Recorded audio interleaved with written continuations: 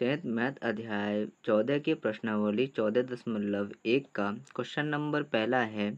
विद्यार्थियों के एक समूह द्वारा अपने पर्यावरण संचेतना अभियान के अंतर्गत एक सर्वेक्षण किया गया, जिसमें उन्होंने एक मोहल्ले के 20 घरों में लगे हुए पौधों से संबंधित निम्नलिखित आंकड़े एकत्रित किए यानी इकट्ठा किए।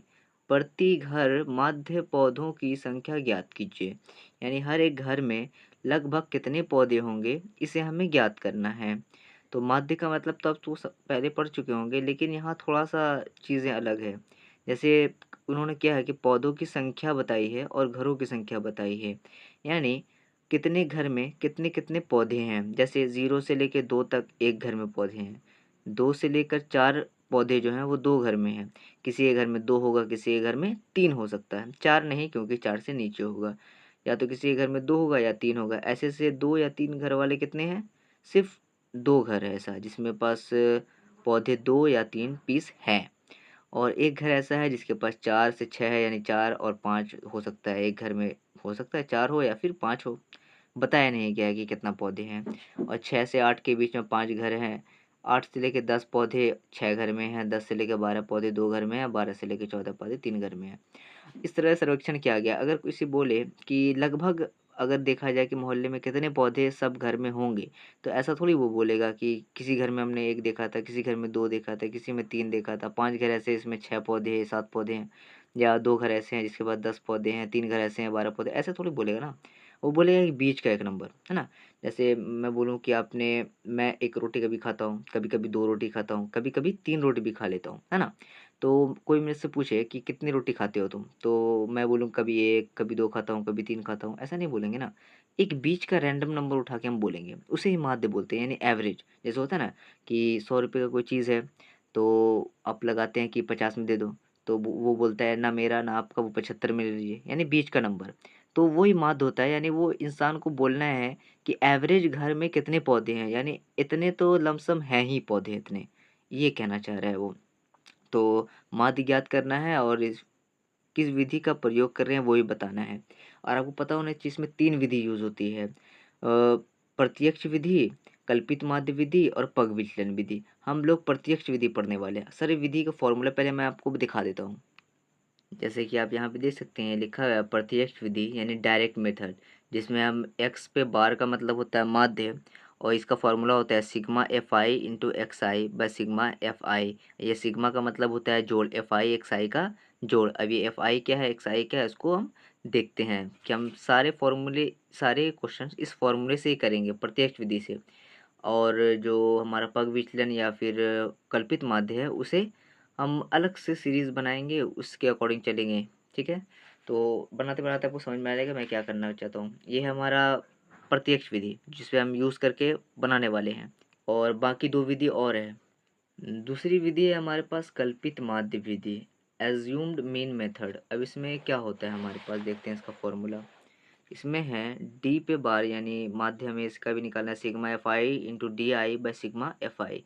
अभी एफ आई डी आई क्या है तो वो तो अलग बात है, फॉर्मूला है ये, उसके बाद हम बाद में बात करते हैं क्या है। उसके बाद हमारे पास एक और है। उसके बाद होता है हमारे पास पग विचलन विधि। अब पग विचलन विधि का फॉर्मूला अगर हम देखें तो ये है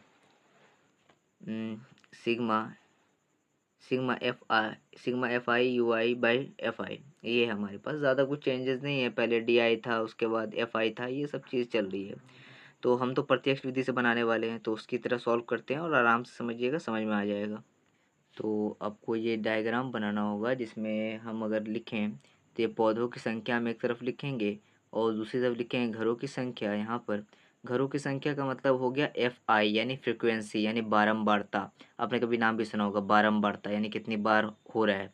जैसे 0 से लेकर 2 तक पौधे कितने घर में है, 1 घर में है। 2 से लेकर 4 2 घर में है। इसी तरह से ये फ्रिक्वेंसी होती है, यानी बारंबारता होती है। उसके बाद कुछ नए कॉलम ऐड होते हैं, जैसे एक्स आई, जिसे हम वर्ग चिन्ह कहते हैं, तो एक्स आई। उसके बाद एफ आई इंटू एक्स आई है, एफ आई इंटू एक्स आई है। ठीक है? अब आपने ये तो देख लिया कि ये पौधों की संख्या 0 से 2, 2 से 4 इस तरह से बढ़ रही है। बाकी घरों की संख्या यहाँ पे लिखी हुई है, हमने उसको इस तरह से उतार दिया है। और ये वर्ग चिन्ह है, यानी वर्ग चिन्ह आप कैसे निकालते हैं पहले हम इसको आपको बता देते हैं। हम इसको बनाना सीखते हैं। जैसे पौधों की संख्या लिखी हुई है यहाँ पर और यहाँ पे घरों की संख्या। पौधों की संख्या तो आपको समझ में आ गई है कैसे हमने लिखा है, जो दिया हुआ था हमें। घरों की संख्या भी हमें दी गई थी, ठीक है। उसके बाद वर्ग चिन्ह कैसे निकालते हैं, यानी वर्ग चिन्ह का मतलब होता है ये जो पौधों की संख्या दी हुई है ना, इन दोनों के बीच का नंबर, इन दोनों के बीच का नंबर क्या हुआ, मतलब 0 प्लस हम 2 करेंगे बट्टे हम 2 कर देंगे, तो ये हमें बीच का नंबर निकल के आ जाएगा। यानी 2 में 0 जुटेगा, 2 आएगा, इसे 2 से भाग कर देंगे, 1 आएगा हमारा। तो वर्ग चिन्ह हमारा कितना हो गया, 1 हो गया। इसी प्रकार यहाँ पे 2 अचार है तो क्या करेंगे, 2 प्लस 4 करेंगे, 2 अचार क्या हो जाएगा हमारा, 6 हो जाएगा बटे 2। इस तरह से काटेंगे तो हमारे पास 3 आएगा। 2 और 4 के बीच में हमारा 3 आ चुका है यहाँ पर। इसी तरह 4 और 6 को जोड़ेंगे 10 आएगा, 10 को हम 2 से भाग देंगे तो हमारा 5 आएगा। 8 और 6 को जोड़ेंगे उसके बीच का नंबर हम उतार देंगे, 8 6 14, बीच का नंबर काटेंगे अगर 2 से तो 7। सिंपल सी देखिए अगर हम तो 0 और 2 के बीच में 1 होता है, 2 और 4 के बीच में 3 होता है, 4 और 6 के बीच में 5 होता है, 6 और 8 के बीच में 7 होता है, 8 और 10 के बीच में 9, 12 और 11 सॉरी 10 और 12 के बीच में 11 है, और 12 और 14 के बीच में हमारा 13 होता है। सेम इसी तरह से हम वर्ग चिन्ह यानी एक्स आई को निकालते हैं।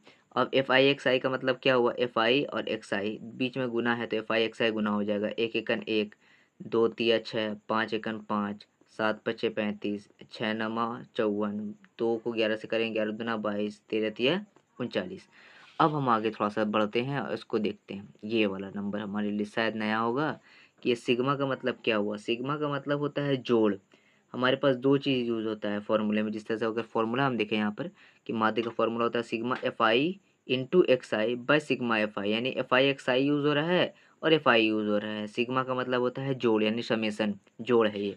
तो सिग्मा का मतलब जोड़, इसका भी मतलब जोड़।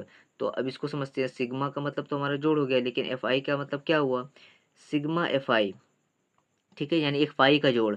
या ये पूरा कॉलम एफ आई का है तो सिग्मा एफ आई का मतलब पूरा एफ आई का जोड़। इन सब को हमने जोड़ा तो आया हमारे पास 20, जो हमें किताब में भी दिया हुआ था। और एफ आई एक्स आई को हमने sigma F I into X I, मतलब sigma F I X I किया, यानी जोड़ा in F I X I को, तो हमारे पास आया 162। ठीक है। इसी के अनुसार हम फॉर्मूला बनाना शुरू करते हैं, फॉर्मूला पर बनाना शुरू करते हैं क्वेश्चन को और सॉल्व करते हैं। इससे पहले हम इसको जोड़ के देख लेते हैं कि हमारा सही है या नहीं है। जैसे 2 1 3 और 1 4 5 हमारा हो जाएगा 9, 9 और 6 हमारा हो जाएगा 15, 15 और 2 हमारा 17 हो जाएगा, 17 3 20 हो जाएगा। तो ये हमारा करेक्ट है। अब यहाँ पे जोड़ते हैं 9 और 1 10 हो जाएगा, और 5 5 10 यानी 20, और ये 6 4 10 30 और 2 32 के 2 हाथ में रहा हमारा 3।